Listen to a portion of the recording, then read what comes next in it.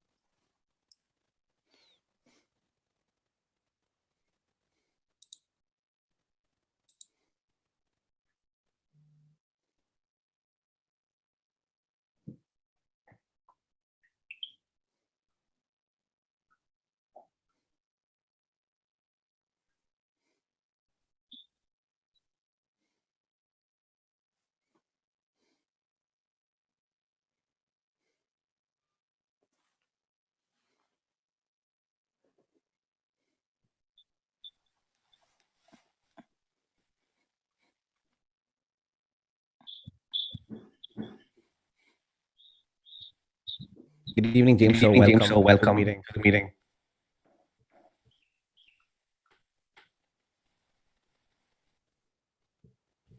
There was an echo.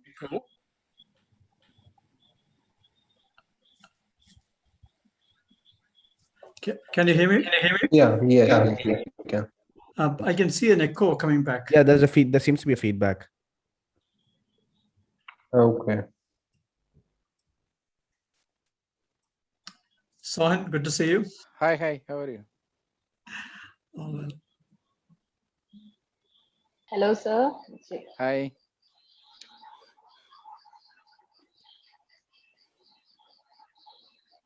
The echo, is it from my side or is it okay? Now it's okay. It's been taken care of. Yeah. Okay. Okay, cool. It's better now, right?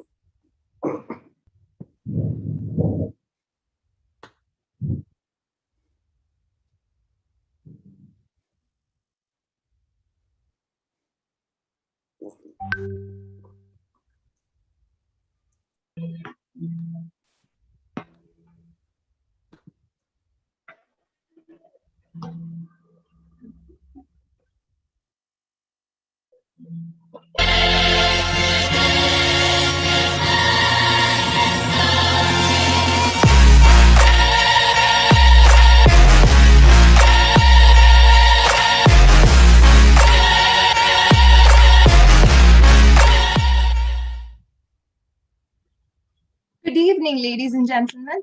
I'm Amrita, your host for tonight, and welcome to Arise 2021. Arise is an event series conducted by IEEE Pi Kerala section in association with IEEE Kerala Young Professionals.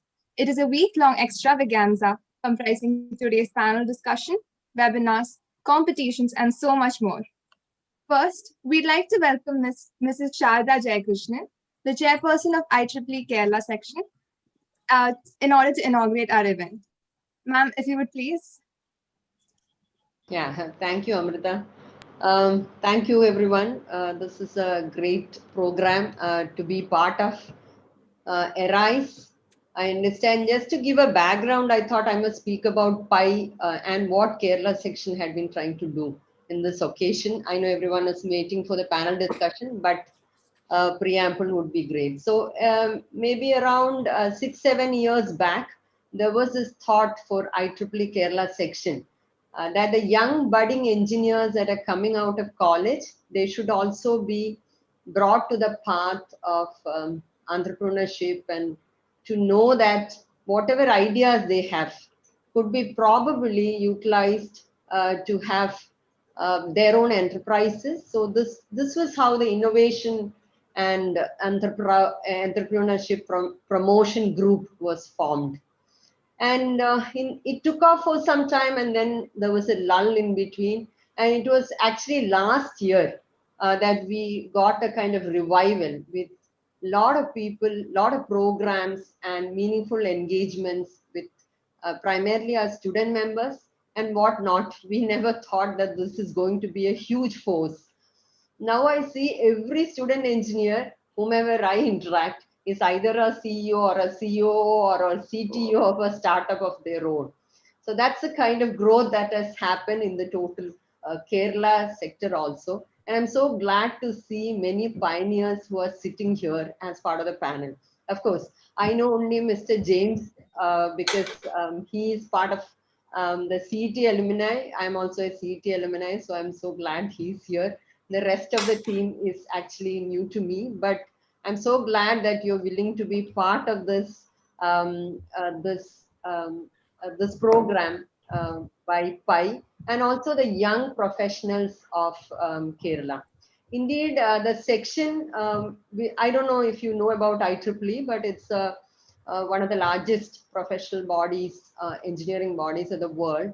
And as on today, the Kerala section is #1 in terms of membership and also events within the 350 odd sections across the globe. So we are in a kind of very great situation, even though the pandemic is there, and we are always urging everyone to stay safe. The vibrancy of the members has brought us to the level that there are every day there is at least one event that's happening across Kerala within our members. So thank you so much everyone for joining this event, and I'm glad that you're all safe in this current situation.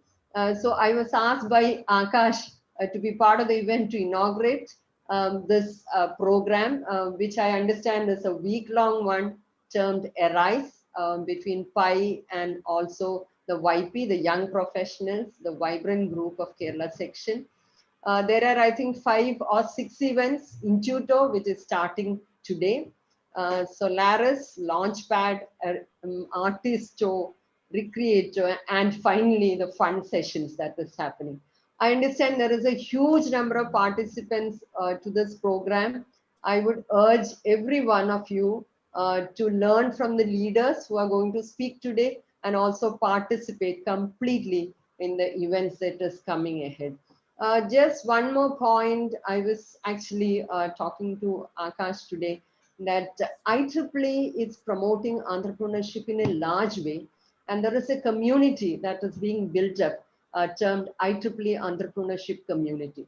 This is not only for the IEEE members, but also for the other whoever with entrepreneurial spirit, primarily to support in terms of for the budding entrepreneurs, not only for them, but also who are midway through, to support in terms of mentorship, in terms of promotion, in terms of technical support that can happen. So I would urge everyone who is participating today to just go to the website. It's entrepreneurship.ieee.org.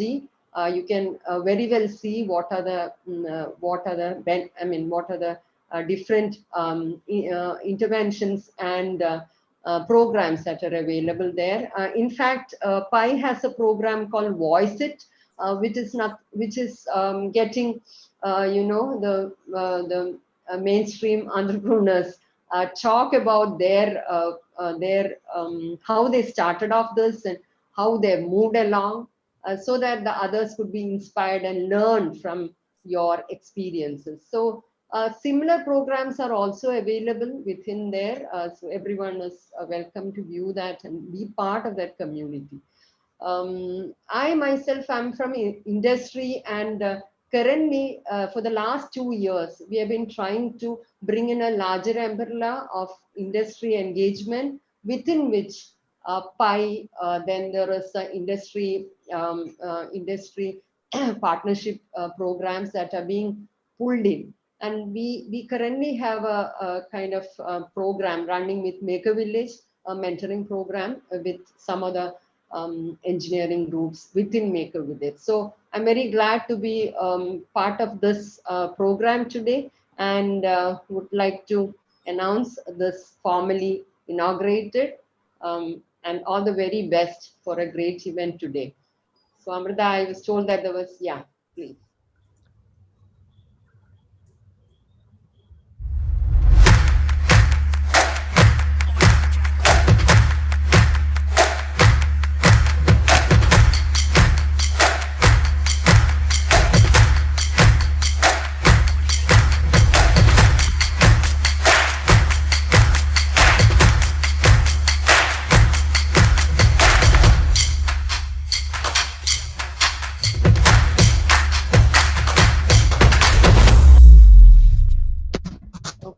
all the very best for the events. And over Thank to you so you. much, ma'am. Thank you so much for your kind words and also for being here to support us in our event. Please do accept our token of appreciation presented in the form of a digital caricature.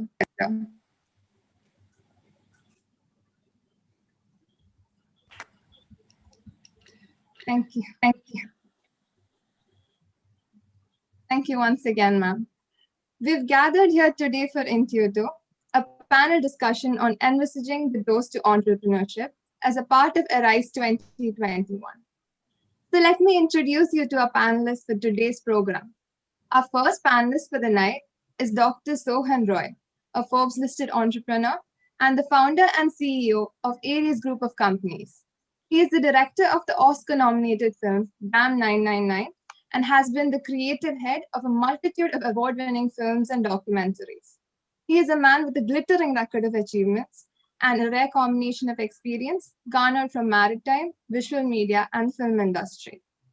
Our next panelist is Mr. James Joseph, the founder of Jackfruit 365.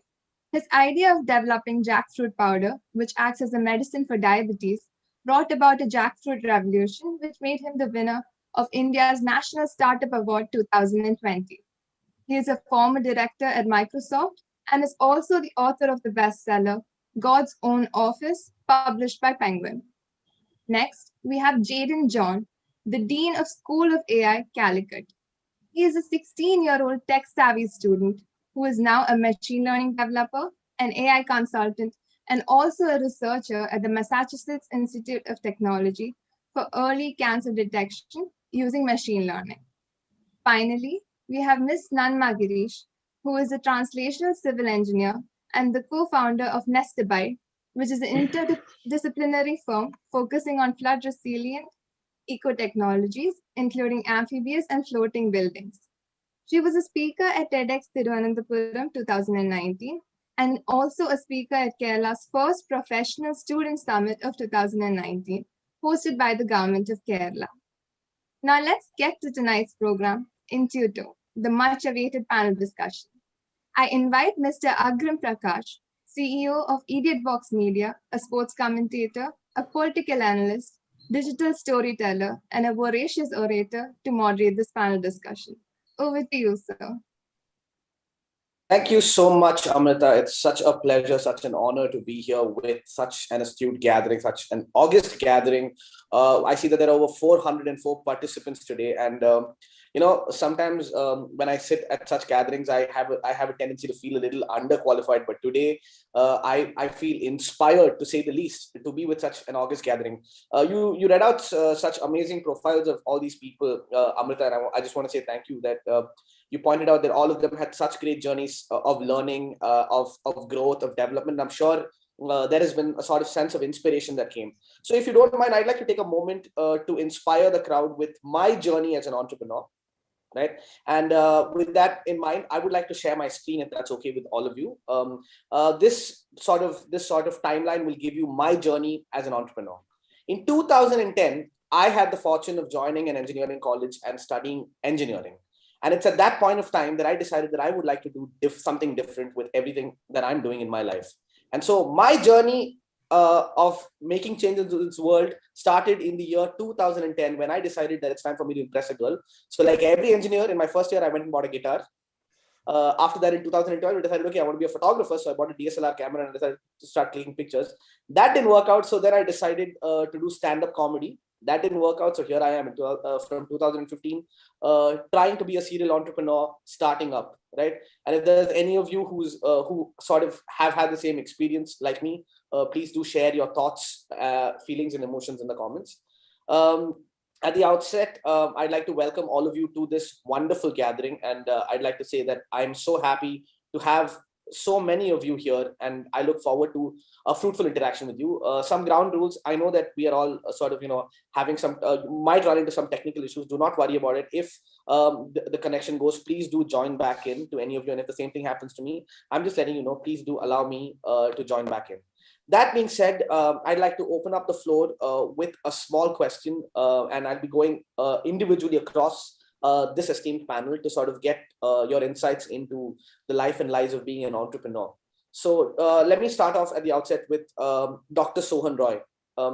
There is a very famous saying in English which says, "Jack of all trades, master of one," or "Jack of all trades, master of none." But how does it feel to be a jack of all trades and master of all? No, I don't really think so, because I stepped into many things to make myself happy. That was the main thing. Thing is, see, I always believe that destiny is decided, and that it's decided by our karma. So in my experience, my life, I believe that 90% of our future can be designed, and that means our destiny can be decided by ourselves.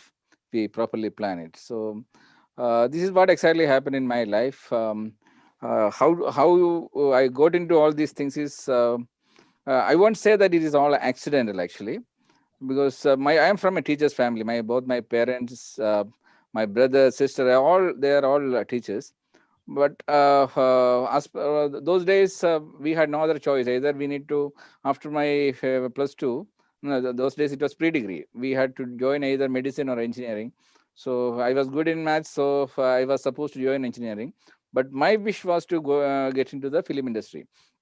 But unfortunately, those days, there was no mentor for me to guide me to get into some film institute or something. So I had no other choice. I had to follow the instructions of my parents. And my brother was a naval architect, so I became a naval architect. I followed his footsteps. But my parents were retired, so I know that they were not able to take care of my studies. So I had no other choice. I had to find out my own way. So I started a small business in my university itself. It was a dry cleaning center and a typing center. So I had to work every day after the classes, 2 to 3 hours. I had to work for that one, but I was enjoying it, because it brought me a lot of money, actually. In fact, I was like an Ambani those days in my campus. So I was the only one those days. I still believe with a bike, and everyone borrowed money from me. So I was so happy that I had to, even though I was sacrificing my prime time for some job, but that entrepreneurship started from there. So naturally, I really enjoyed it. So I thought that after my studies, I can do something, but as an entrepreneur. But my priority was to get into the film industry, because I know that it was too late to join the film industry. So I chose my profession as profession in the merchant navy, so that 6 months I can work, and 6 months I will get a break, so that I can work in the film industry. That was my plan. But unfortunately, from my first trip itself, that ship had a fire. I was the only one escaped from the engine room. Oh. So it was a second birth for me. So it was an accident. So I was forced to take a land-based job. So I went to Middle East. So immediately within 1 year, the next accident happened. But that is nothing else. But I got married during my first vacation itself. So, and again within 1 month, 1 year, next accident happened. I got children. It was twins. So one by one, so accidents happened one by one. It was it was not designed by myself. Destiny brought those things. But normally, I used to enjoy a lot, because I told you, happiness, how to bring happiness to the life. That was the goal. So we used to travel a lot those days. But once I went to our annual vacation was to Singapore and Malaysia. And when I came back, I checked my pocket. I had only 50 dirhams in my pocket. Then I realized that it is time to change my normal job. So it was the beginning of my entrepreneurship. So many happy accidents leading up to such a wonderful and exciting career prospect. What's interesting is a lot of the greatest inventions on earth. If you look at bubblegum, if you look at super glue, if you look at radium, right? All of these things were happy accidents. Even gravity, right? Some of the biggest discoveries of our time have been happy accidents. That being said, I would just like to take a moment to reach out to you, Mr. James Joseph, right? They say life begins at the end of your comfort zone, but most of us are out here seeking comfort, right? If there are 423 participants in this group today, I'm sure that at least 300 of them hope to someday work in a company as reputed and as big as Microsoft. So how did that transition happen? Or what was that one moment that led to the decision to leave everything behind and start up something in God's own office, in God's own country? So, Agrim, this was not Okay, let me be candid. I never left Microsoft for jackfruit. That's just a story. It's not the case. I left Microsoft to write a book about my journey back to India and back to Kerala. The intent, in fact, the two things which prompted me to do that, and that is relevant to this discussion. Okay, that was in one was in 2010. I gave a talk at the CII South conference in Kochi, where I first time I made it public that I actually operate national role, even though my office was in Bangalore. I was operating from my home in Kerala. That's the first time I made it public that, okay, I operate from my home in Kerala. Okay. And that time, Chris Kobalarson was the CII South president. He heard me saying that. Okay. So later on, he stopped me and said, okay, James, I wanted to come back to Kerala, but I'm stuck forever in the metros. Okay. You have done that without compromising your career. Why don't you document this so that more youngsters will get the courage to come back to their hometown. Okay. But I was not ready to take time and write a book because I had other responsibilities, and so it was a passing remark which I took a note, but nothing happened. But in 2012, I was the what the Microsoft India chairman would like to call his ambassador for Kerala. So Bhaskar Pramanik was the chairman at the time, and then for Kerala government interface, he wanted me to be his representative for Kerala. Okay, and during that engagement, there was a meeting with NASCOM executive committee, which was in Trivandrum. Okay, and as part of the program, there was an interface between final year engineering college students and the NASCOM leadership, which was in Trivandrum. Okay. And I was sitting in the front, and then, the NASCOM chairman at the time asked, there were around 700 final year engineering students. And these are the, NASCOM CEOs. So all the big recruitment companies in India are there. So all the youngsters are, ready to look up to the CEOs of the companies they would like to work for. So the NASCOM chairman at the time asked, how many of you would like to work outside Kerala? And 70% of them raised their hands. They would like to. How many of you would like to work for IT industry? 70% raised their hands. How many of you would like to work outside Kerala? 70% raised their hands. So later on, we had an interaction with the chief minister and then their cabinet at the time with the NASCOM leadership. And the NASCOM chairman made one comment that if 70% of final year students from Kerala go out of Kerala every year, God's own country will become God's own nursing home. There will only be elderly in Kerala. The youth will go, and that'll be the end of Kerala. Okay, he said. But then CM at the time said, look, it's not like they want to leave Kerala. They can't find a job here. That is why they want to leave Kerala.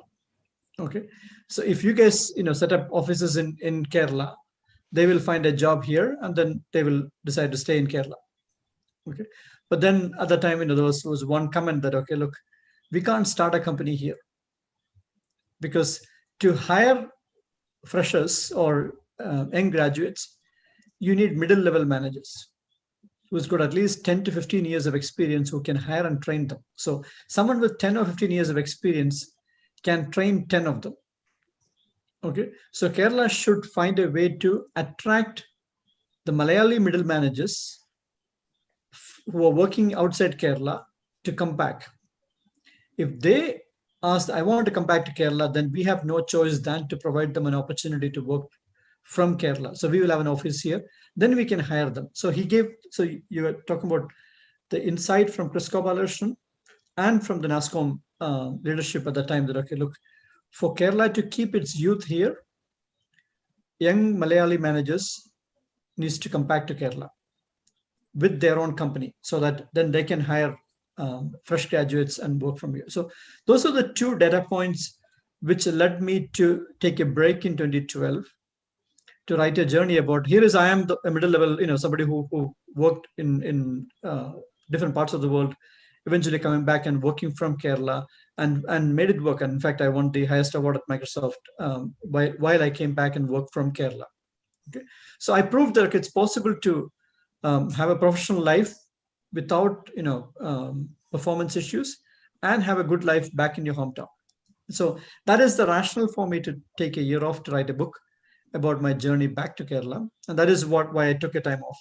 But it just happened that I wrote that book just looking at a jackfruit tree, and then I'll come back to you about jackfruit later on. So that is how I ended up starting something on my own.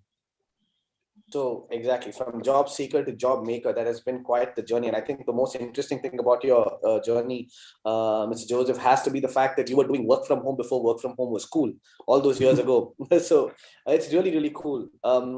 Which is, and the most important take back being that everyone loves a good story, which brings me to the most sort of interesting story here in this panel, and that is the story of a young high school dropout. So from one dropout to another, fist bump, buddy. I'm so glad that you are going out there doing what you want instead of what somebody else has sort of decided for you or somebody else has pitched for you. That being said, Jaden John, my question is, there is a very famous quote by one of my favorite authors, Mark Twain, who said, I was born intelligent, but education ruined me.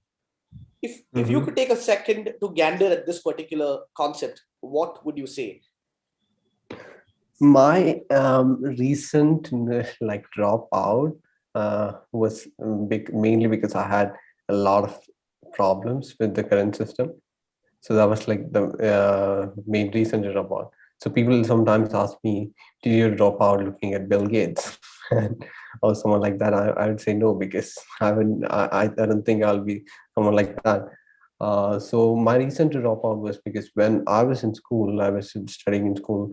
My ability to focus on something and some other things that I'm learning, that is still education, was not there. Or I was not able to learn something new, or all because of the time constraints and everything.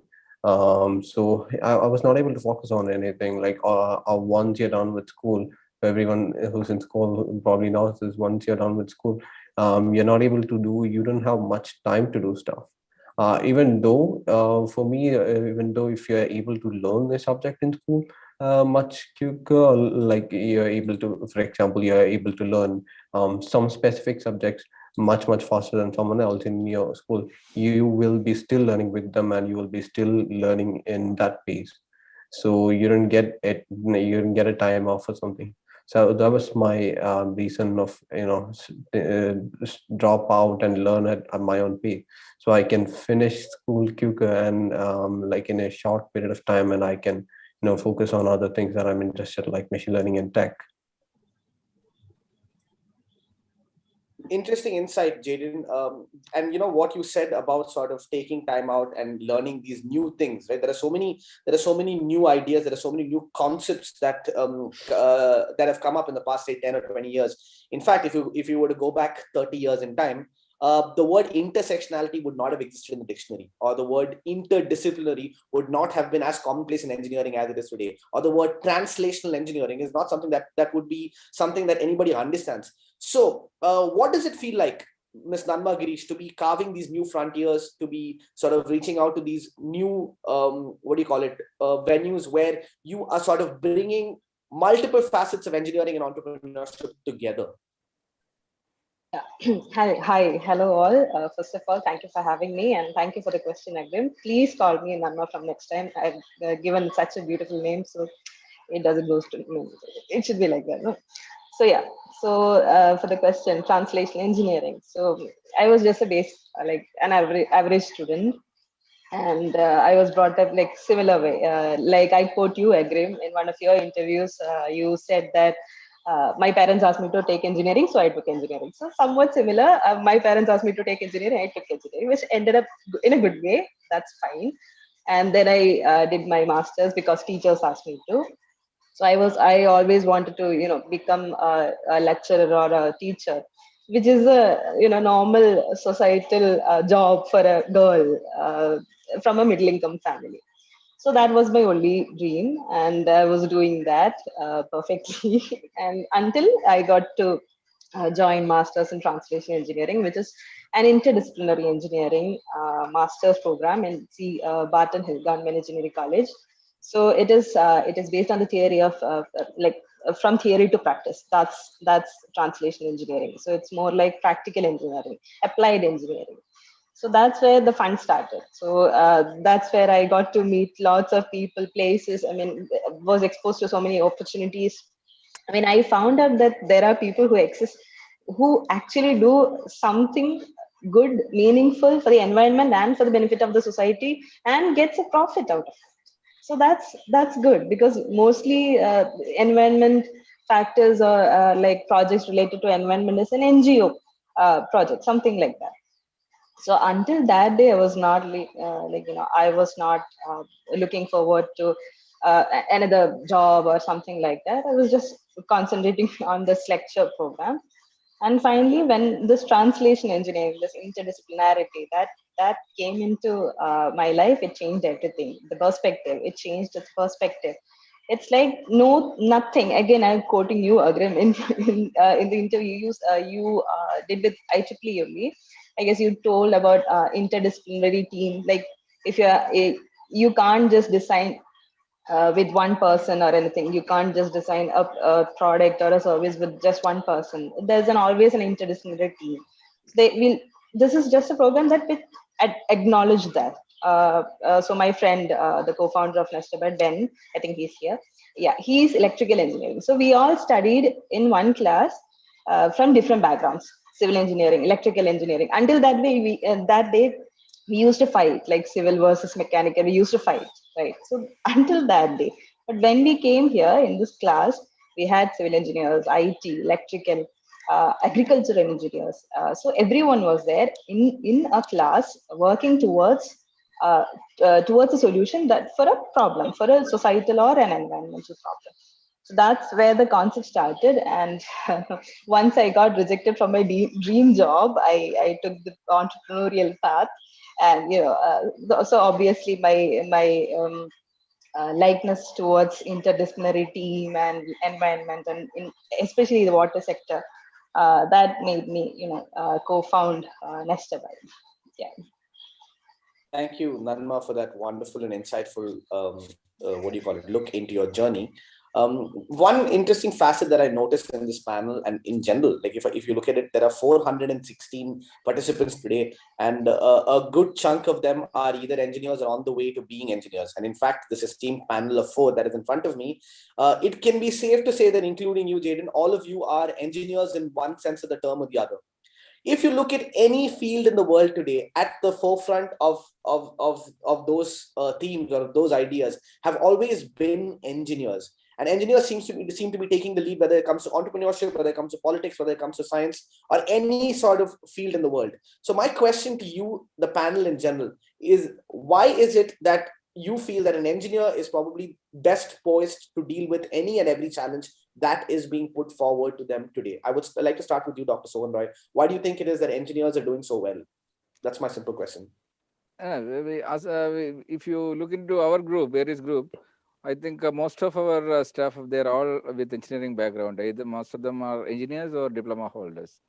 We are right now in almost 16 countries. We have office and the culture is almost same. But the atmosphere what we have created is we made sure that the average age of the company is 28, so that the mindset of the company never changes actually. So every year we take fresh graduates from these campuses, and we maintain that 28 age of the company. Unfortunately, the COVID made us increase it by 1 year this year. Now it is 29. We need to bring it down actually. But the thing is, because right now almost 56 companies are under Aries Group. These are all, most of the things are all creative jobs. Actually, the engineers, I think, they got always the engineers, most of the, because we purposely identify certain creative people for this kind of projects, because they are more reliable than others. Because I don't know why it is like that. If you ask me, I don't know. But engineering background students, they have this upper hand. If they are good, because generally what we do is we take the cricket team captains from various campuses. They are very good team leaders, because they have the decision making skill. Because in cricket, every ball you need to take decisions actually. You need to create your own team. You need to have the analytical mind.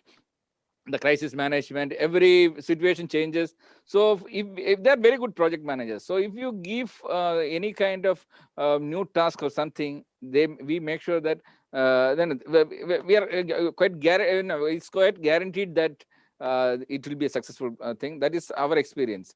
So I believe the engineers got that upper hand because of the basic that engineering skill basically. But we are quite happy that we are running an engineering-based institution, and we have an R&D department also. In the R&D department, already we almost 250 new innovative products we have developed. And most of the products actually, there is an engineering hand behind that one.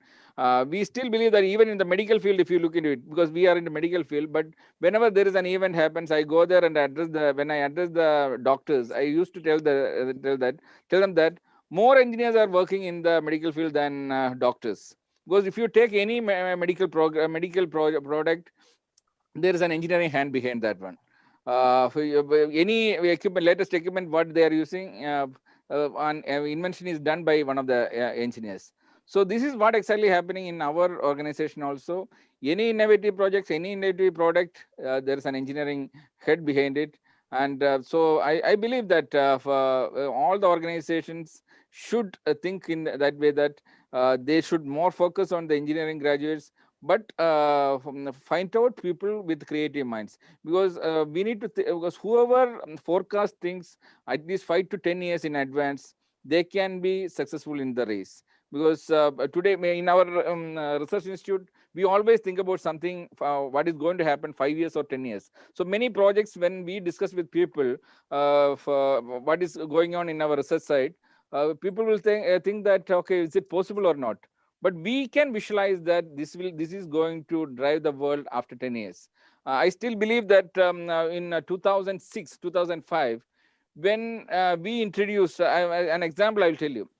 We introduced the first because one day I announced that we need to have a television channel for the maritime industry. We are from the maritime sector, so we need to have a television channel for the maritime industry. So we called one of the television CEOs from in Kerala. I asked him how much time you require. He said we need 3 years minimum to set up a TV channel and other things with those time technologies. I said, no, within 6 months, we need to launch it. We need to find out a plan. He said, it's absolutely impossible to have a TV channel run. That is also a maritime field without any content. I said, no, we need to have, if there is a problem, there is a solution. So this is my target, 6 months, we need to plan. So we started, I was also fully involved. We made sure that on the 6th month completion date, we set the target date accordingly. That day, it started airing. We used the technology. Those days we had to consult with Israel and other things. We had a hotline with the Cochin office. We were streaming the content to Israel. Then they were uplifted because they were sending it to US. Then they were uploading the content. So within 6 months, everything was done. And before CNN started online streaming, 6 months in advance, we started online streaming. Still, our content is an SD content we are streaming online also. Those days, we had satellite and SD online streaming also. So this is all possible because of that engineering mindset is behind, because most of the project heads were engineers. I still believe no, once I went to NASA, so they were telling me about the moon mission project, because when the moon mission project was announced, a group of engineers, the average age of those team was 26. They were called and told to have this moon mission project, and they executed it. So I believe that engineering heads can create wonders, and engineers will run the world. Many engineers today, what they are thinking will happen within 10 years. And when it becomes a product and it becomes a commodity, a common man's product, then only we realize that the importance of that product. But for some engineers, they thought about that product long back. It's interesting that you should mention that engineers will run the world, because suffice to say, I dare argue that engineers do run the world. If you look at some of the top 10 Fortune 500 companies in the world, if you're looking at Google, if you're looking at Microsoft, if you're looking at HCL, if you're looking at any of these companies, right, that you see a common pattern emerging. Most of them seem to be Indian engineers. And Mr. James Joseph, as somebody who sort of worked in that field and worked in that industry, why do you think it is that Indian engineers seem to be doing better than any other engineer in the world? Is that, do you have any insight on this matter? So when we were in the US, this is something which we discussed, and how come this major Indian professionals, what I call the professionals, moving from India to the US and around the world. In fact, as soon as we came out of college, that was a trend which we were what I call, it's like a what Tom Friedman would call, this is like a champagne bottle which you are shaking and then you open the cap, and that's how we all moved into the world and started taking roles. Okay. A fundamental reason for that was there was an IT boom, there was a technology boom, which required fundamental mathematical skills. Okay, and that, like Sohan mentioned at the beginning, I was good at math, so I ended up in engineering. So all those who at that time got into engineering were good at maths. So let me. So in fact, when I was working in Delhi, so I did my engineering from CET, and then my roommate at college, Jaydev, was also my apartment mate in Delhi, and so he was working for the automotive industry, Ashok Leyland. I was working for 3M, and then one fine day he said, "Look, 4 years," and we were working in two different fields, and we both were doing well. And then he made one comment that in 4 years of engineering, all we learned is the logical approach to solve a problem. Okay, that is the fundamental skill of an engineer, a logical approach to solve a problem. You throw any problem. I'll give you two examples from my own journey with jackfruit. Okay, so processing jackfruit was the biggest hurdle. Okay, and that is, it's too big a fruit. So I went around the world looking for fruit processing companies to see if they can come up with a machine to process jackfruit. Okay, so I talked to 5 different companies in Europe, 3 in China. Finally, an Italian company said, "Okay, look, I will give it a try." He went to a Thai shop and managed to get a jackfruit, and he took it as R&D. And finally, he called. His name is Lorenzo. "Mr. Joseph, what kind of a fruit is this? It's too big. Is too sticky, and the stones are all over the place." Stones means the seeds. Most fruits, there is one location for the in the fruit to have the seed, and jackfruit, it's all over the place. He said, "Nobody on earth will be able to make this machine for you." 18 months later, in fact, what I learned in the first year of engineering, the workshop, machine workshop, which we went, what I learned from that helped me to design and make a machine on my own. Okay, because I took it as a challenge, because if it can be done for any other fruit, it can be done for jackfruit too. We just need to apply our mind. So that was one. Second, when a priest came and told me that the unripe jackfruit, the tradition of Kerala eating jackfruit meal as an alternate to rice is good for diabetes, or it happened to him. 1% the sugar level went down when he took insulin after eating jackfruit meal. And my view, and we learn from the principle of factor of safety. If it can happen to once, it can happen again, unless you know why it happened. So we do a 5x factor of safety, right? Because we anticipate what can go wrong and preempt it. If this happened to one person, and doctors will look at as statistical significance, unless the event is significant enough, we can't be bothered. Whereas one event is big enough. We want to prevent events. So to me, if it can happen to one person, I need to know, there has to be a scientific explanation why it happened. And this happened in 2014, right? 2014, April, it happened. And 2020, June, I presented the scientific basis for that at the American Diabetes Association's annual conference in Chicago last year.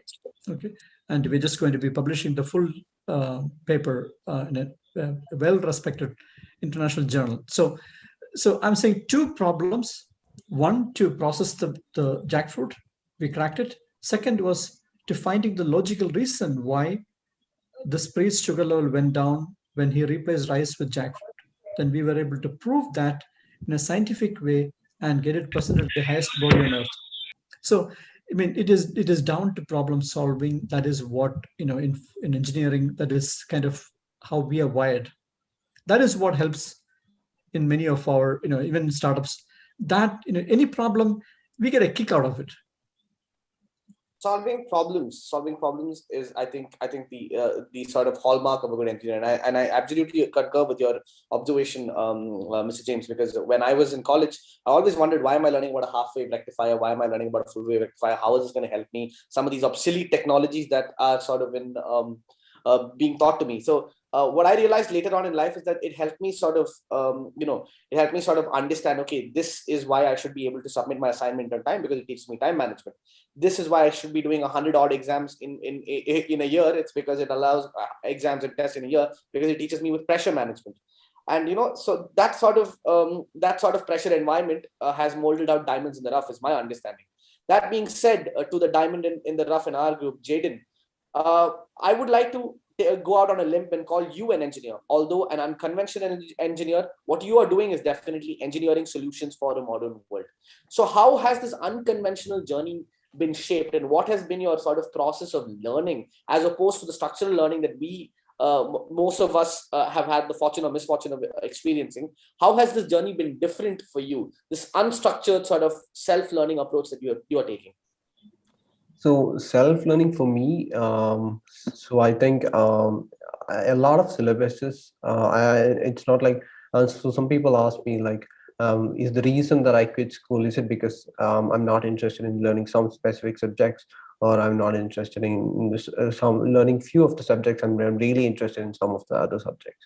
Is that so? I would say no, because that even though I'm not interested in few of the subjects, that was not the reason for me quitting. Still, so even though I'm not going to school or at university or anything, I'm still following a curriculum or a syllabus that's been created and by experts, for that to get that logical and problem solving skills. So I very much agree with the thing that what an engineer's core is, the ability to solve the problems and get the logical skills. Because I work with a lot of people, I've seen a lot of people create amazing products, a lot of amazing products that have been created from problems. For example, like I worked with a doctor. He's a doctor by profession, and he traveled a lot. So he traveled a lot, and he had a lot of problems with the train systems.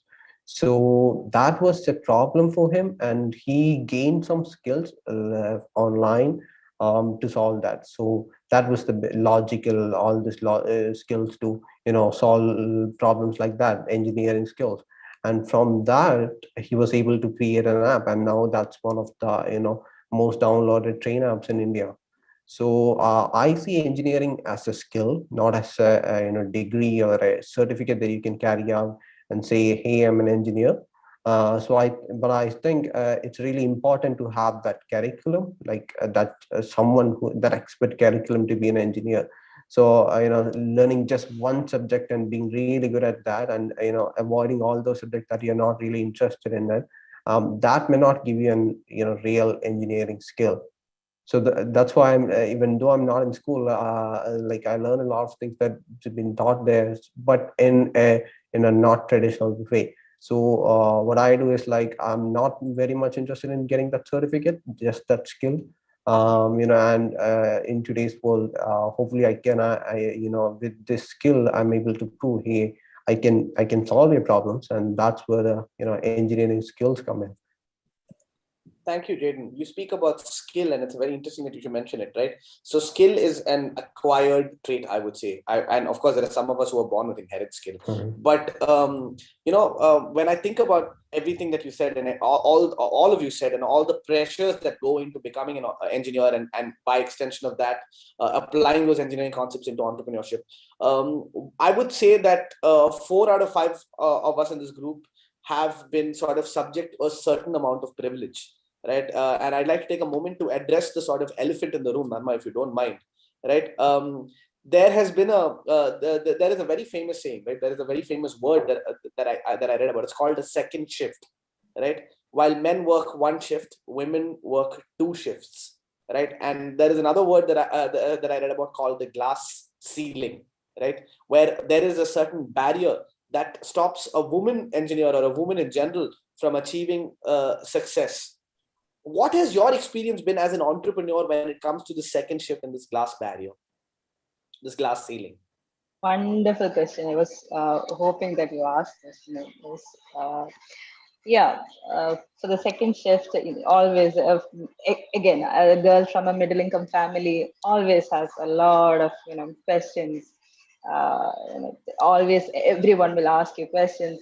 There are so many names in this, particularly in a conventional setup, in a STEM field, doing an unconventional job.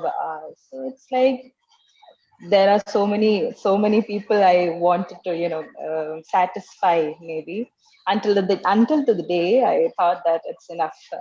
Don't satisfy anyone, like don't convince anyone, just follow your passion, your interest and happiness in your life. So that's that.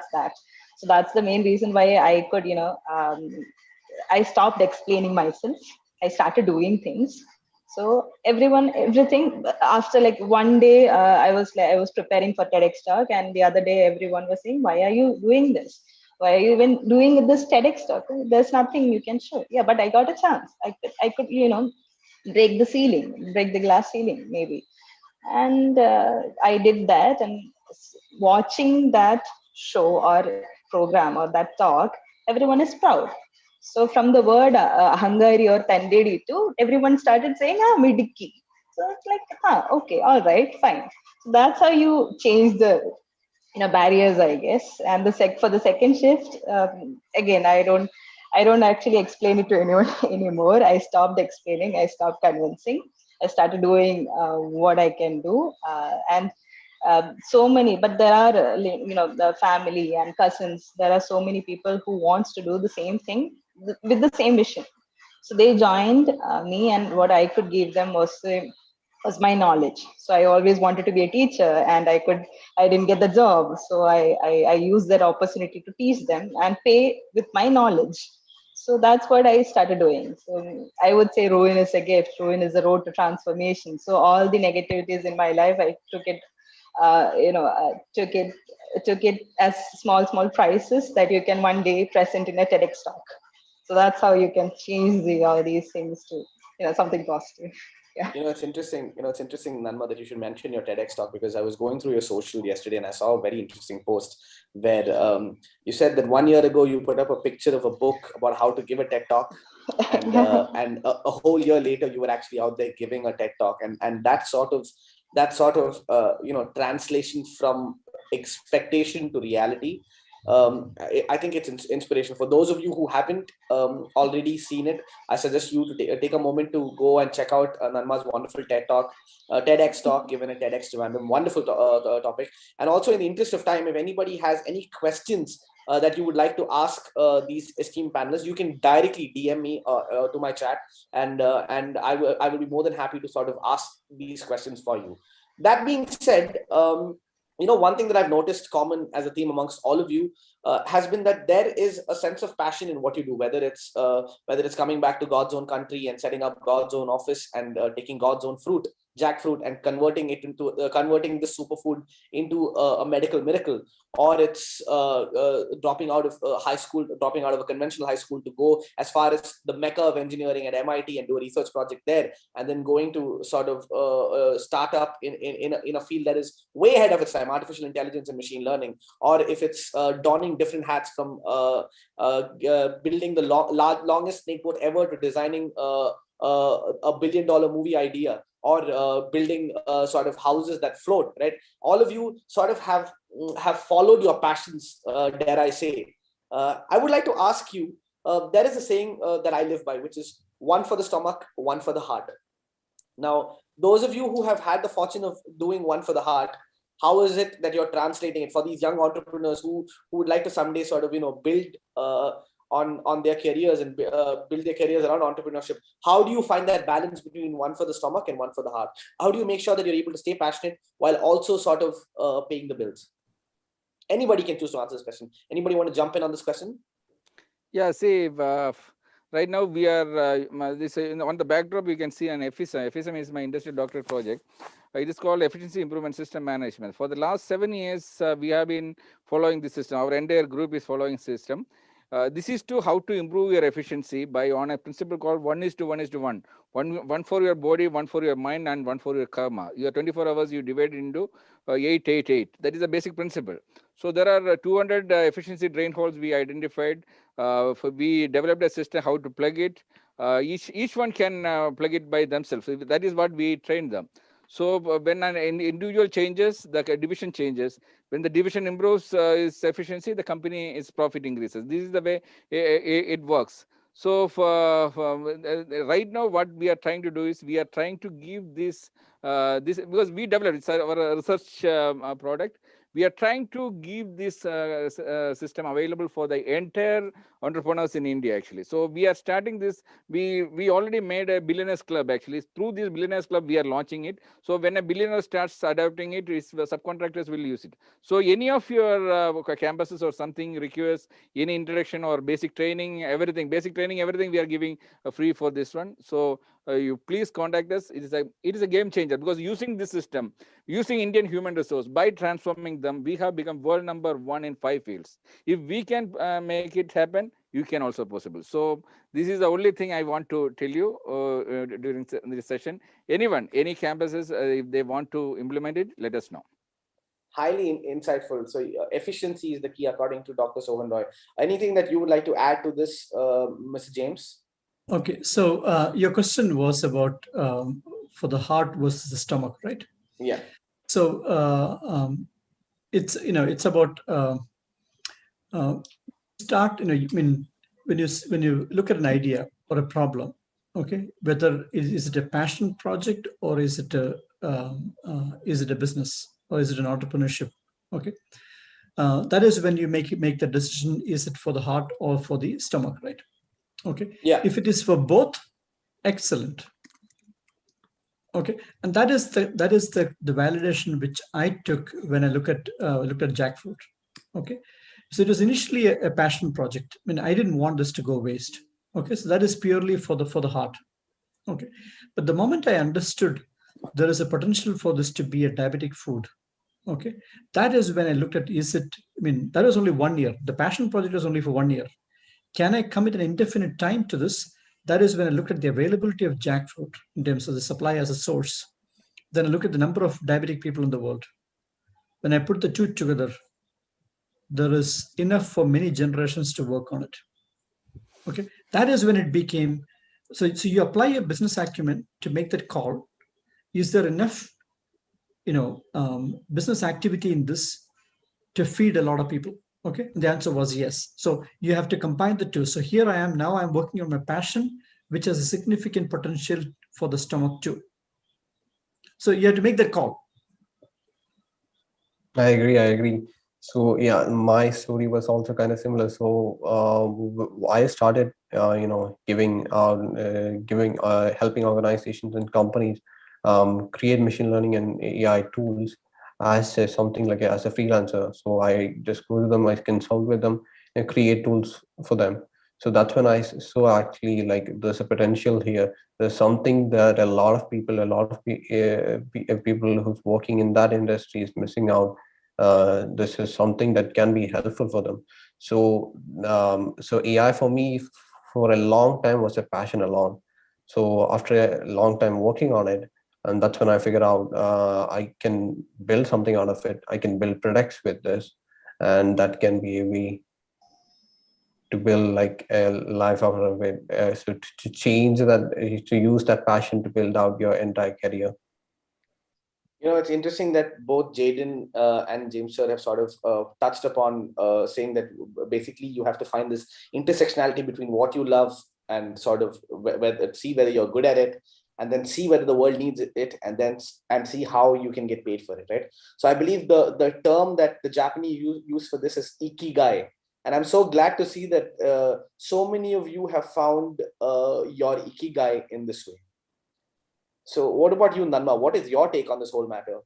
Yeah, so I talk about redundancy all the time to my students and everyone. So which is like it's an engineering term, which is it is the inclusion of extra components in case of a failure of a single component.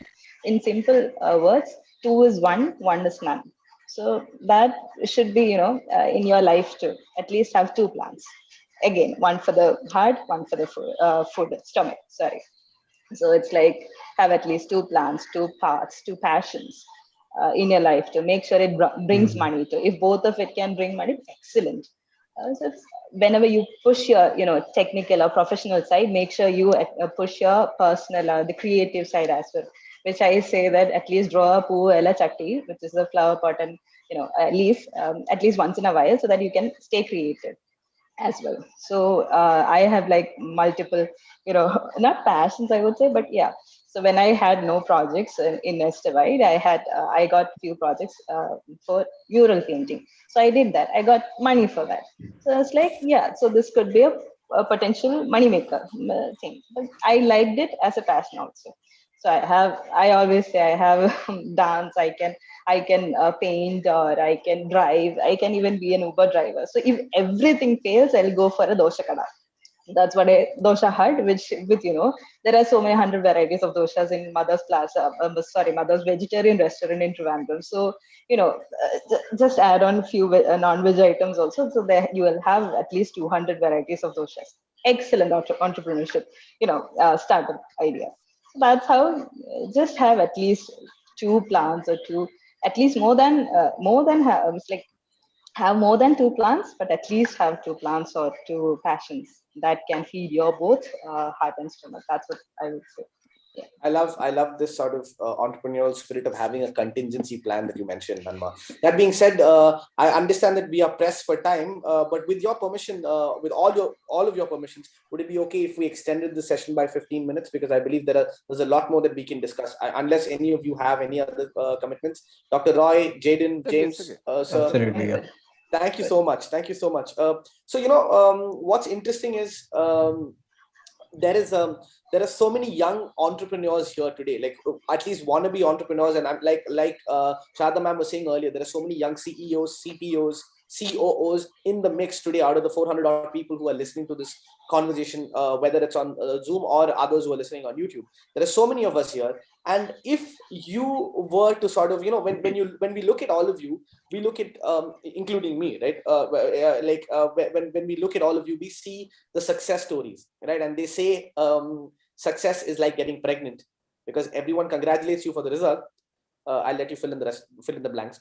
Okay, but the point is, they say success is like getting pregnant. So everyone is congratulating you for the result. Nobody is talking about the flip side. When they think entrepreneur, they think of a guy who's flying in private jets, going in business class, sitting in big hotels, going for conferences, giving speeches, but they never talk about the failures. So if I were to ask you to give me a resume of your failures, each of you, what would you sort of start it off with? If everybody gives their resume of success, I graduated from engineering this year, I started this company, I did that. So Dr. Sohan Roy, a man who is so accomplished in so many fields, if I were to ask you for a resume of your failures, what would you list out as the top 3 failures, and what would your learnings be from them?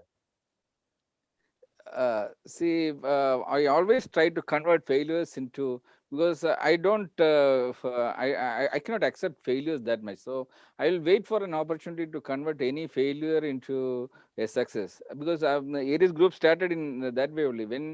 When I planned everything for Aries Group to start, because the market was very good, oil price was $60, because all our business depends on the oil price actually. So I launched it on the right time. So I was quite sure that within 6 months, everything will be perfect. But you won't believe that on the same week when we started the company, the oil price fell down to its worst. That is from $60 to $6. That was the worst fall in the history of petrochemicals actually. So that was the biggest shock in the entire industry. Naturally, we were struggling almost for 3.5 years. You won't believe. I could not take a ticket to Kerala in this 3.5 years. On the 4th year only, because after 2 years only, I could take my first salary. That was the condition. Market was such a bad situation. No money was in the market. But and many people told me I took a wrong decision by starting the company and other things. But I took it as a challenge. I made sure that I'll come out of that one. So keep on putting pressure on that one, and I converted it. And so we started from the worst phase. So it gave us a lot of confidence actually.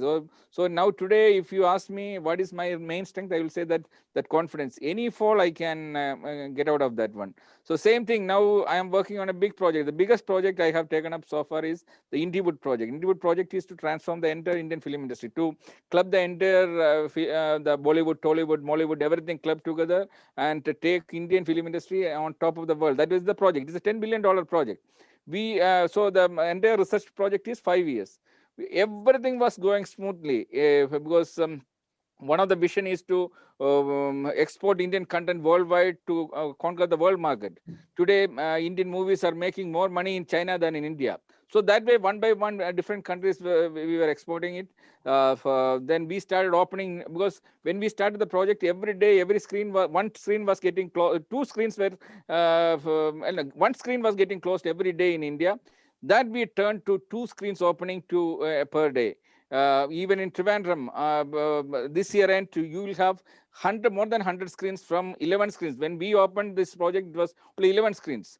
We made Bahubali, we made the 4K, dual 4K screening in Trivandrum, which was an eye-opener for the entire industry in India. So the entire market was understanding the potential of film industry. So all of a sudden, the entire project is collapsed because of the COVID, because entire entertainment industry is now closed. We don't know, because it may take another 2 years to overcome this situation. But I'm 100% sure that after 2 years, this failure, because right now we are going through a big failure, but I am 100% sure that there will be light at the end of the tunnel. Dr. Sohan Roy, I have to say from a personal perspective, I'm a big fan of your never say die attitude or never say never attitude, because I must have been 13 or 14 years old when you had sort of gone at Nehru Trophy Wallangali and at the boat race, and you had inaugurated Chundan, the world's longest snake boat. I come from a snake boating community. I hail from the village of Armula and Pathanamthitta, and snake boats and water are a big part of my life. And I go on the boat every Onam on the Tiruvona Thoni, and I participate in the Vallam Kali and all of those things, to the point where I have sort of become the voice of Kerala's snake boating industry, to say the least, because I'm the only Malayali sports commentator who commentates about snake boating in English. And that, when I have drawn a lot of inspiration from that one, historic site that I had the fortune of seeing when I was 13 or 14 years old. I remember seeing a Chundan Vallam filled with women, which was one of its kind. And I have to say, it was such an inspiration to have seen that. And I'm sure that, like you said, all of those failures, you looked at them as challenges and converted them into these realities and these success stories. At the end of the day, you win some or you learn some, and you've definitely taught us many lessons through your many successes and failures. What about you, Mr. James Joseph? If you were to list out a resume of your failures, what would you say? I need to be careful what I say about failures. I made one statement once, and it became the profile of all the students after the exams. So what I said was, failure is a great experience. Okay, because it's a challenge. It's a new challenge. So, look, if you don't worry about the result, if you have given you 100%, doesn't matter what happens. Okay, so like for example, when I started off, I had ripe jackfruit. Okay, as a snack. Okay, it was supposed to, I thought that would be the main driver, but it was an absolute disaster. But what turned out was the unripe jackfruit became the superfood, and that took off, right? I had both, but one of them failed, but the other one, it's not actually a failure.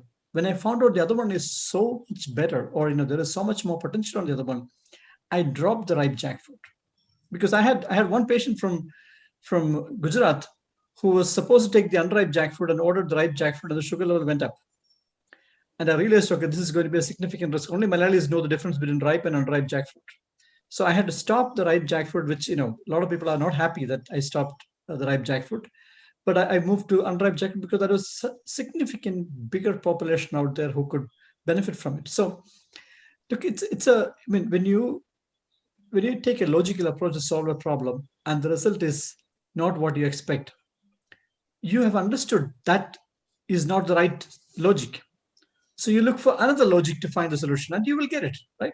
And a lot of people said, okay, you will not be able to prove that unripe jackfruit is good for diabetes. I took it as a challenge. And finally, when I proved it, in one of the aims, in fact, Medical Council of India, he said, okay, the reason why you were able to do it because you are not a doctor. If you were a doctor, you would have accepted that it is impossible to prove. Because you're not a doctor, you did not give up. And we've proved it finally. So it is, the harder the challenge, failure is not, it's not a failure, it's a bigger challenge. So the harder the challenge, the greater it gets in conquering it. Again, that's Mr. how you James, should see it. Again, Mr. James, I would just like to point out something that I'm a foodie. I mean, if it's not already evident from my very round shape, I'm a foodie. I love my food. So one of the most interesting things I've seen is you are a pioneer, for lack of a better word, because when about maybe 5 or 6 years ago, when you started out this venture, nobody was thinking about jackfruit as a superfood. And later on, I think in 2018 or 19, even the UN or the World Health Organization, or was it the Food and Agriculture Organization, one of them went on to classify FAO went on to classify jackfruit as a superfood. And in 2017, I had the fortune of sort of visiting New York City, and there was a trend going on where they were looking for meat substitutes. And today, if you look at the biggest meat substitute companies in the world, it's whether it be it Impossible Burger or Hungry Foods or Better Meat, Beyond Meat, one of which, by the way, was started by your contemporary, somebody who his name is Bill Gates. I don't know if you heard. Okay, so they have been focusing on this idea only since 2017 or 2018, and one of the biggest ingredients in making these superfoods, these meat substitute products, is powdered jackfruit. And you are being so ahead of your time, so ahead of your curve, I'm sure that it is nothing short of an inspiration for so many young entrepreneurs here.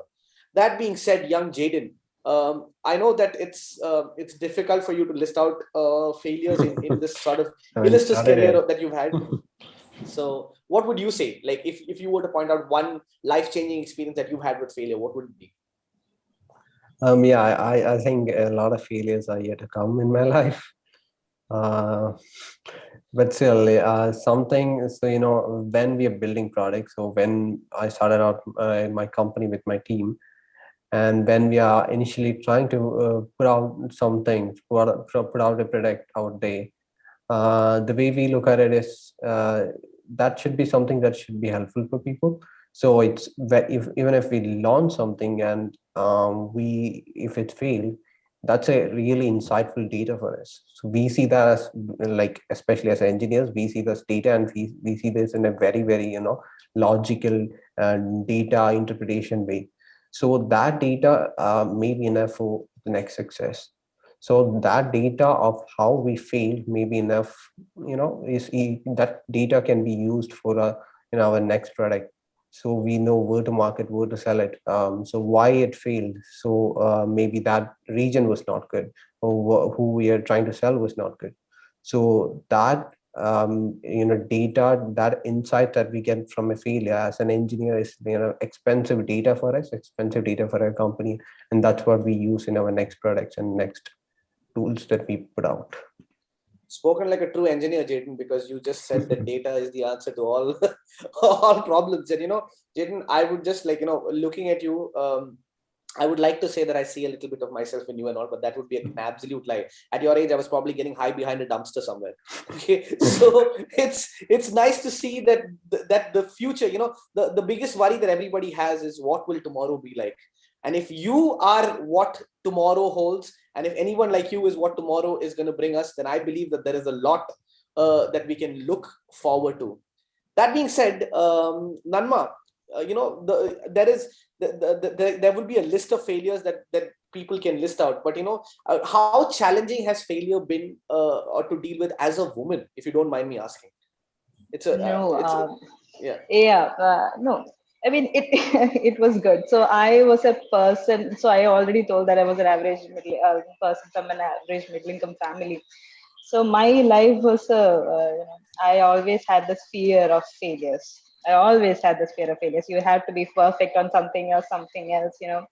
Be at the front, do everything and everything. So that was me until the failure started coming in my personal and professional life. So by then I was starting to like the fear and the failure, and that's I think I would say that even in my profession, failures are an inspiration. To be very honest, I can't say inspiration because I work in the flood and water sector. Sir, in your movies, Sohan Roy sir. Dam 999. I recently rewatched it last day, and it was dedicated to the dam failure, right? In Banqiao in China. So that is a failure which that was discussed to be called a black swan event. It is an unpredictable event with lots of consequences, very bad consequences and everything. So that being said, that is my profession: failures, analyzing the this. So fearing failures from not loving, I can't say that, because again, working on flood sector, I can't say that. So analyzing failures, studying from that's how I changed, and this fear became something like something good. The poem by Khalil Gibran, he said that in the poem that river trembles with fear before it joins the ocean. Even though it came down all the path from the mountains through the villages and the forests, it was trembling with fear because it thinks that it is becoming no one. It will disappear when it joins the ocean. So the poet says that it's nothing that the river needs to take a risk of entering the ocean to find that it's not about disappearing, it is of becoming the ocean. So that's how, as a woman also, even even in my personal life also, that's how the fear of failures changed me. It is of becoming the ocean, not disappearing into it. Yeah. So it's interesting that you should mention this particular quote, Nanma, because to me, I think the biggest inspiration, the biggest example of what failure translates to is failure is experience. Whatever doesn't kill you only makes you stronger, they say, right? Or at least only makes you stranger. So one of my most inspirational stories is from Thomas Alva Edison, right? He's one of my personal heroes, and Thomas Alva Edison was given the opportunity of making the incandescent light bulb. And when he was looking to make this particular product, he figured out the technology, he figured out the science behind it. But there was one particular aspect of this technology that he did not figure out, which is what filament would be the perfect thing to use so that he can have continuous incandescent burning. He tried different materials, he tried different prototyping and iterating different materials, including aluminium, steel, human hair, sheepskin, wolf hairs, literally everything. Even wood was tried, and all of them would not find the balance between burning brightly and burning for a long time. And every science fair that he went to, every meeting that he went to, he would go and say, hey, I have this idea for an incandescent bulb, but I don't know what the filament is, but I'm sure that this idea will work. To the point where 3-4 years of going to the science fairs and talking about the same things over and over again, he became the laughing stock of the scientific community. And one of his contemporaries went up to him and asked him, what have you gained? You've tried 10,000 different permutations and combinations, and you've not gotten the idea of a light bulb. And what have you gained from this experience? So Thomas Alva Edison looked at this contemporary and he told him, at least I know 10,000 different filaments with which not to make a light bulb. What do you know? So that has, I think that has been the common theme of sort of everything that all of you have so astutely put. That being said, at the shortage of time, if you were to give one line of inspiration to the future entrepreneurs of tomorrow who are part of this group, what would you say as a closing note, Dr. Sohan Roy? Any closing notes on your behalf? My advice is, see, the biggest efficiency loss in anyone's life is not following their passion, talent, their skill and their profession in one line. Unfortunately, our system is like that. So at least in the next generation, you make sure that okay, if you can, some people can correct little bit right now, because already they already chosen the skill track, not matching with their passion or their talent. But a little bit they can correct, just like I have corrected, because I lost almost 16 years in my life to switch over to my film, my passion, that the film industry. Now parallelly I am running it. My profession is I am a naval architect. I am running marine business, but parallelly I am running the movie thing also.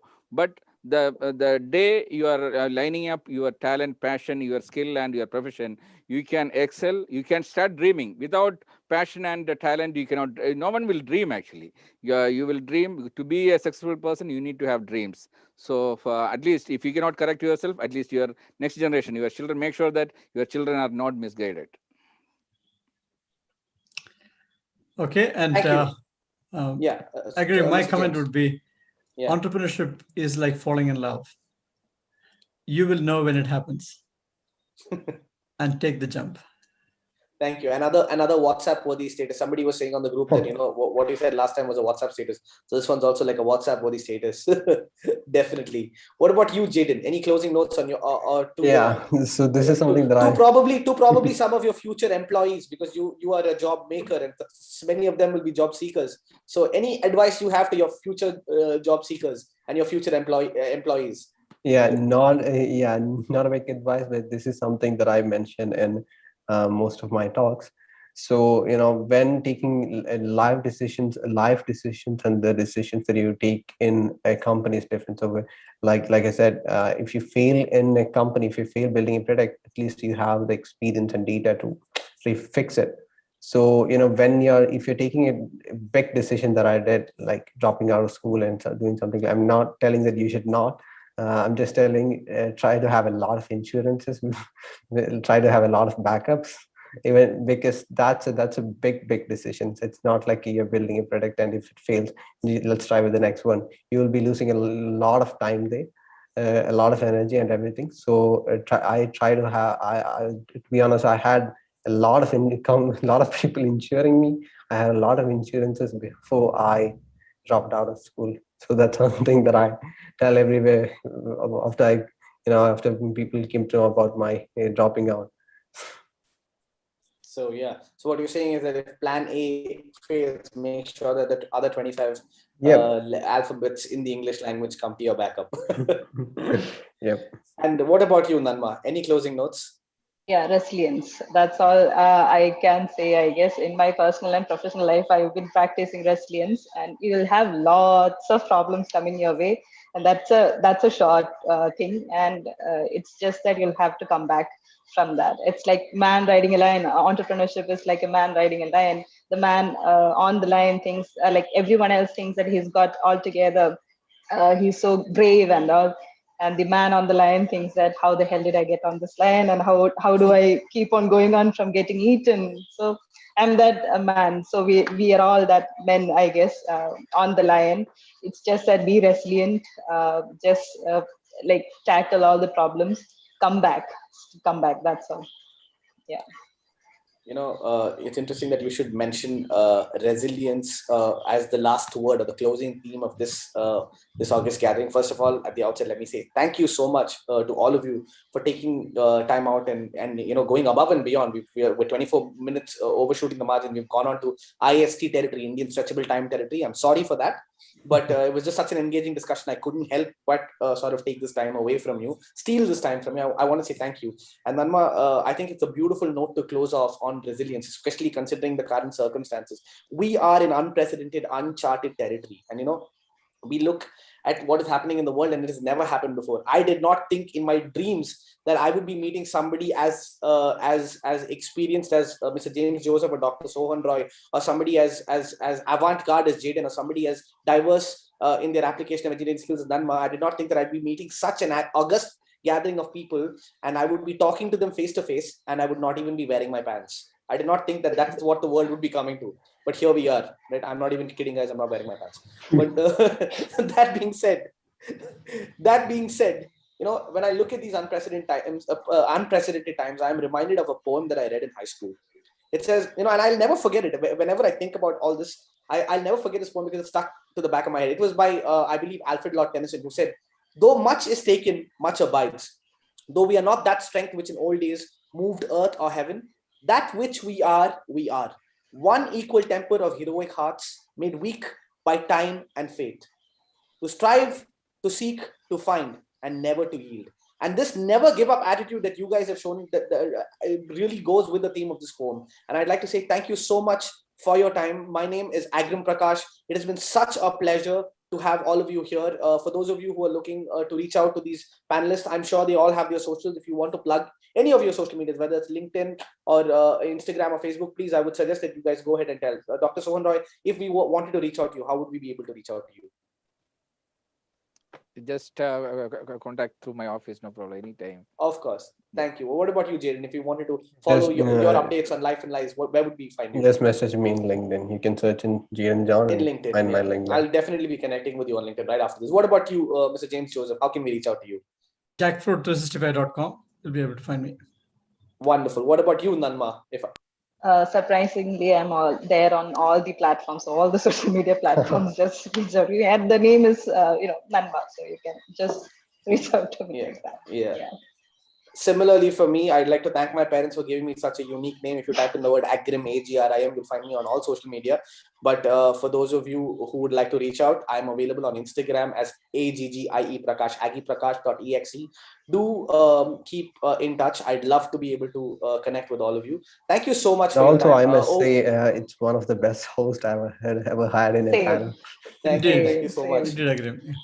Thank you so much for your time. I will now hand over the responsibility of closing this session off to the wonderful people at IEEE Pi Kerala.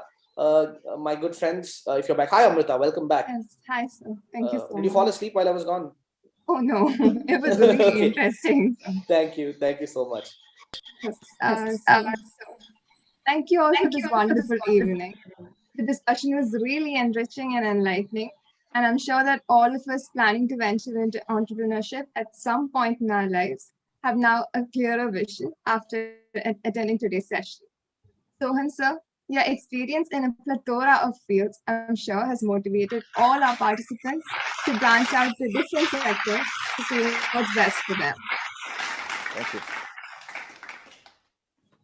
James sir, your courage to believe in yourself and go in an entirely new direction must have inspired all our participants to take risks and achieve their dreams.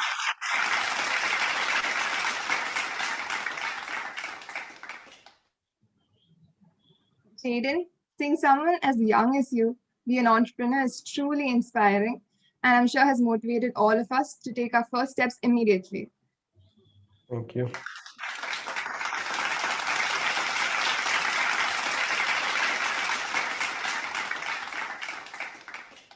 Nanma ma'am, your work in such an important yet unique field is truly inspirational, and we're really grateful for your excellent insights. Thank you for having me.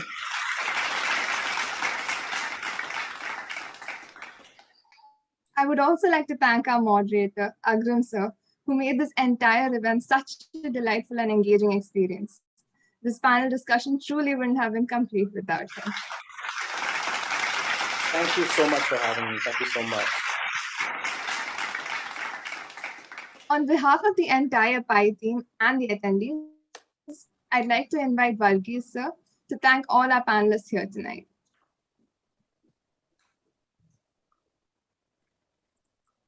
Wow is the only word I can say at the end of INTUITO, the first event of Arise.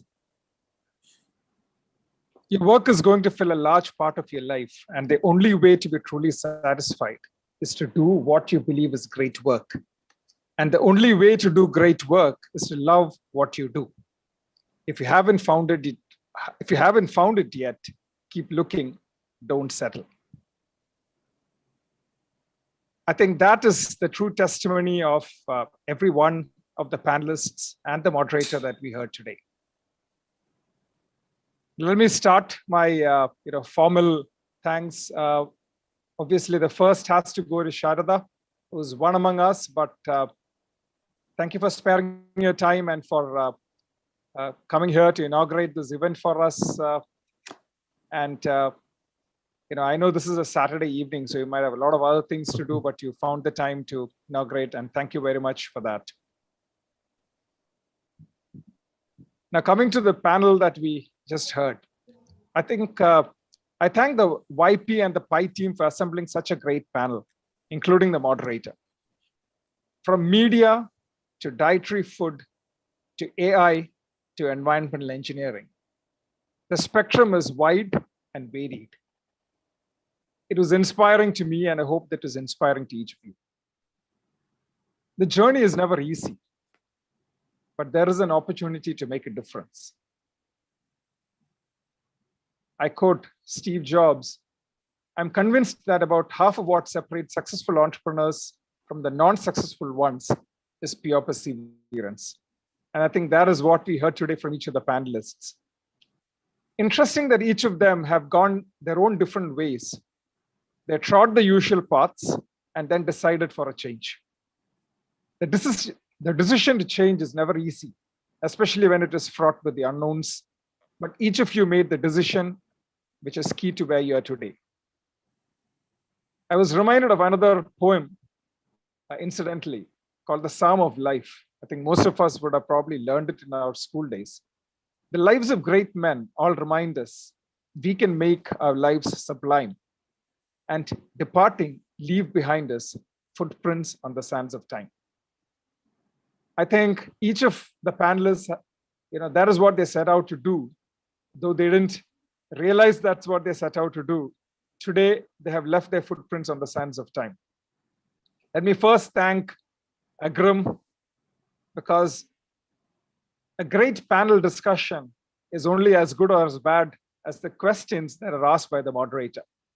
And I thank you, Agrim, for doing a fantastic job of moderating the session with the right questions, with the apt comments to some of the answers. To each of the panelists, Dr. Sohan Roy, founder of the Aries Group of Companies, the first thing that caught my eye was the tagline, "Design your destiny." And there's a bunch of things that I learned from you that I think I need to apply as well in my professional career. James is a batchmate of mine. So, I shouldn't probably thank him, but still, I think it was one of my fortune to really, to study as a batchmate to James, and also to sit at the sidelines and watch his success and hear his story multiple times as well, which I've been also fortunate to do. James, thank you for joining this call, and I purposely didn't let you know that I was doing the vote of thanks. I didn't want to embarrass I had no you. idea. Thank you. Thanks. Jaden, I don't know what to talk. In fact, I don't know what to say. 16-year-old working with MIT professors. For all of us who studied engineering, MIT is the epitome of what an engineering school is all about. It's a dream for many, but you attained it even before you became an engineer yourself. And I know the class of what MIT stands for because I have been fortunate to visit the campus and listen to some of the professors, though it was more listening and not learning. And to work on something that is truly groundbreaking, which is creating a solution for cancer, is mind-boggling. I wish you all the best, but above all, thank you for your presence here in this panel. Nanma, founder of Nest Abide. I was fortunate to listen to your TEDx talk because I happened to be in USTA where it was hosted. I heard a side of you then, but this is a truly different aspect of you that I heard today, along with your sense of humor and your focus. And like you mentioned, resilience is key. I think for humankind, for all of us, I think that's the one word that defines where we are today. That's the hope that keeps us running and moving. Thank you, Amrita. as Thank you always, so for much. comparing the event. Thank you 400 so much. plus people, 330 plus people still standing is amazing for an online event, especially in these times when they are dime a dozen. Thanks to my own teams, the PI and the YP of IEEE Kerala section for conceptualizing the event and executing on the concept. It's been a great start. Looking forward to the rest of the events. I thank all the participants without whom this would not have been a success.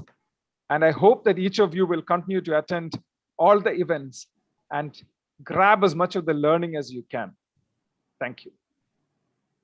Thank you so much, sir, for your Thank you, kind sir. words. Finally, I would like to thank all our attendees for participating and making INTUITO a great success. I request all of you participants to fill in the feedback form that we're providing in the chat right now. Thank you all once again, and good night. Thank you. Thank you.